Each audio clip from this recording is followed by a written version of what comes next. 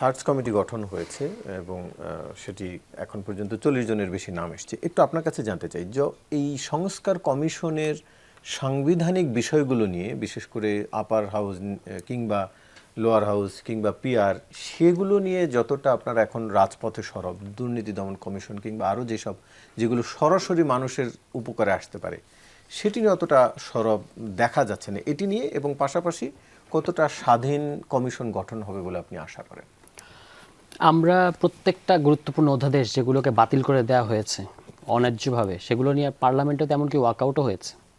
মানে সেগুলো তো আমরা বলেছি যেগুলো জাস্টিফাইড না, এবং ফুলি এর মধ্যে গুরুত্বপূর্ণ হচ্ছে গুম কমিশন, মানবাধিকার কমিশন, দুর্নীতি দমন কমিশন।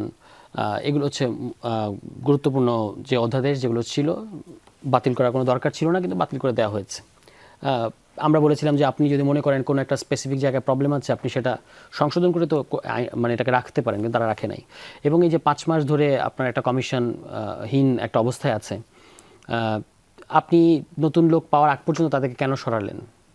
এবং আপনি বললেন যে পদত্যাগ, কিন্তু আমরা কিন্তু সবাই জানি যে এটা তাদেরকে একরকম বাধ্য করা হয়েছে। এবং অনেকগুলো ব্যাংকেও তাদেরকে এভাবে, ব্যাংক থেকেও এরকম যারা এমডি বা এই ধরনের উচ্চপদস্থ জায়গায় ছিল তাদেরকে, আপনার বাংলাদেশ ব্যাংকের গভর্নর তো আছেই, তাদেরকেও আপনার এভাবে সরিয়ে দেওয়া হয়েছিল। তো এটা হচ্ছে, আপনি যদি তাদের, আমি এখনই দেখছিলাম যে বিএনপি 31 দফার প্লেজটা যদি দেখেন, তারা কী করতে চায় দুর্নীতি দমন কমিশন নিয়ে, তারা কিন্তু বলেছে আইনটা সংস্কার করবে এবং একটা স্বচ্ছতা নিশ্চিত করবে। তো সেটা কিন্তু তারা এখনও পর্যন্ত করে নাই। এবং এটা নিয়ে আমাদের ধরেন পুরো সংস্কার ব্যাপারটাকে নিয়েই, একটা হলো অধ্যাদেশ, এর বাইরে জুলাই সনদ, গণভোট, পুরো জিনিসটা নিয়ে আমাদের সরকারের এই স্বচ্ছতা বা এখন যেটা তারা করতে চাচ্ছেন, একটা পিছুটান দিয়েছে, এটা নিয়ে কিন্তু আমরা শুরু থেকেই সমালোচনা মুখর, একেবারেই এই সরকার শপথ নেওয়ার পর থেকেই আমরা এটা নিয়ে সমালোচনা করে আসছি, কর্মসূচিও চলছে। ফলে এটা, এখন আপনি যে প্রশ্নটা করলেন যে কতটা স্বাধীন হবে, পরিস্থিতি বা আলামত দেখে খুব বেশি মানে আশাবাদী হওয়ার সুযোগ নাই। এখনও মনে হচ্ছে যে আগের মতোই দুর্নীতি দমন কমিশনটা দলীয় কিংবা সরকারি, আগে যেরকম ছিল, বলা হচ্ছিল যে, আপনি মির্জা ফখরুল ইসলাম আলমগীর সাহেবও বলেছিলেন একবার যে এটা বিরোধী দলীয় দমন কমিশন হয়ে গেছে। তো সেরকম হোক, এটা আমরা কেউ চাই না।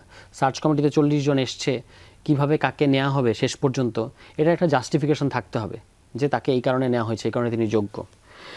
এটা আমরা আশা করি। এবং এই দুর্নীতি দমন কমিশন একটা রাষ্ট্রের সবচেয়ে বেশি গুরুত্বপূর্ণ জায়গা। তবে একটা দলীয় হবে বলে আপনি মনে করেন? অন্যান্য আমরা কি দেখতে পাচ্ছি বাকি সবগুলো জায়গায়? একটা কোনো নিয়োগ দেখাতে পারবে বিএনপি সরকার ক্ষমতায় আসার পরে যেটা আপনার কাছে মনে হচ্ছে যে তিনি ওই দলীয় বিবেচনায় নিয়োগ পান নাই? একটাও এরকম আমার অন্তত এরকম মনে হয় না। প্রত্যেকটা নিয়োগই দলীয় নিয়োগ মনে হচ্ছে। তো এখানেও সেরকম না হলে খুবই ভালো, হ্যাঁ, কিন্তু হবে এরকমই মনে হচ্ছে। এবং এক্ষেত্রে তাদের একটা খুব সহজ জাস্টিফিকেশন, যেটা আমি যৌক্তিক মনে করি না, যে আমরা সরকার এসেছি, আমরা তো আমাদের লোক বসাবো। কিন্তু শুরু থেকে একটা আলোচনা ছিল যে নিয়োগ কমিটিগুলো কিভাবে করবেন। একটা নিয়োগ কমিটি করে সেই নিয়োগ কমিটির অধীনে এই নিয়োগগুলো হলে সেটা আপনার গ্রহণযোগ্যতাই বাড়াবে। এক্সিকিউটিভটা সরকারের স্ট্রং হোল্ড থাকা দরকার, কিন্তু এর বাইরে যে রাষ্ট্রীয় প্রতিষ্ঠানগুলো আছে, সাংবিধানিক প্রতিষ্ঠানগুলো আছে, সংবিধিবদ্ধ প্রতিষ্ঠানগুলো আছে, এগুলোর কাজই কিন্তু অনেক ক্ষেত্রে সরকারের যে একচেটিয়া ক্ষমতা, সেটাকে আপনার কিছু ক্ষেত্রে চেক অ্যান্ড ব্যালেন্স করা। তো সেখানে তো আপনার এমন লোক লাগবে যার একটা মেরুদণ্ড আছে এবং যে প্রাতিষ্ঠানিক স্বাধীনতার ব্যাপারটা বোঝে। হ্যাঁ, সেখানে যদি আপনি সেরকম লোক না দেন তাহলে তো সমস্যা। এবং গুম কমিশন, গুম যে আইনটা, খসড়া আইনটা করা হয়েছে, এটা তো অত্যন্ত একটা দুর্বল আইন হয়েছে, যেটা অন্তর্বর্তী সরকারে তারা কিন্তু বলেছিল যে এগুলো বাতিল করা হচ্ছে, যে অধ্যাদেশগুলো, এগুলো আরও আমরা অধিকতর ভালো আইন আনবো। কিন্তু ওই মানবাধিকার আইনটাও, যে খসড়াটা যদি দেখেন, গুম আইন তো মানে খসড়াটা যদি দেখেন, যেটা ওয়েবসাইটে তোলা হয়েছে, এগুলো কিন্তু যেগুলো অন্তর্বর্তী সরকারের যে অধ্যাদেশগুলো ছিল তার চেয়ে অনেক অনেক দুর্বল।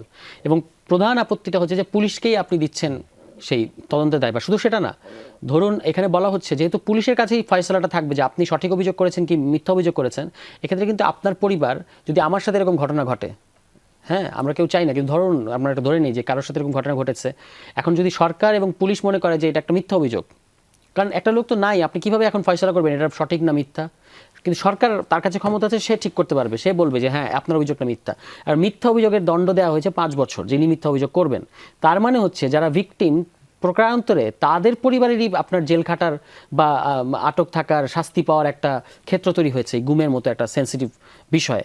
তো এটা কিন্তু আমাদের কাছে খুব দুঃখজনক লাগে। কেন? কারণ এখন যিনি স্বরাষ্ট্রমন্ত্রী, তিনি নিজে গুমের শিকার ছিলেন দীর্ঘদিন যাবৎ। তো তার এটা সবচেয়ে বেশি উপলব্ধি করা উচিত ছিল যে এটা জরুরিটা কোথায়, জরুরতটা কোথায়। আজকে মংলার যে ঘটনাটা, আপনার একজন জেলে যে অভিযোগটা এসেছে তার গত এপ্রিল মাসের, তার গুমের ব্যাপারে, সেখানে কিন্তু এখন হিউম্যান রাইটস ওয়াচ পর্যন্ত এটার ব্যাপারে স্টেটমেন্ট দিয়েছে। যদি আপনার একটা স্বাধীন সংস্থা থাকতো, আপনি কিন্তু এটার ব্যাপারে একটা মানে সুষ্ঠু তদন্ত হতো।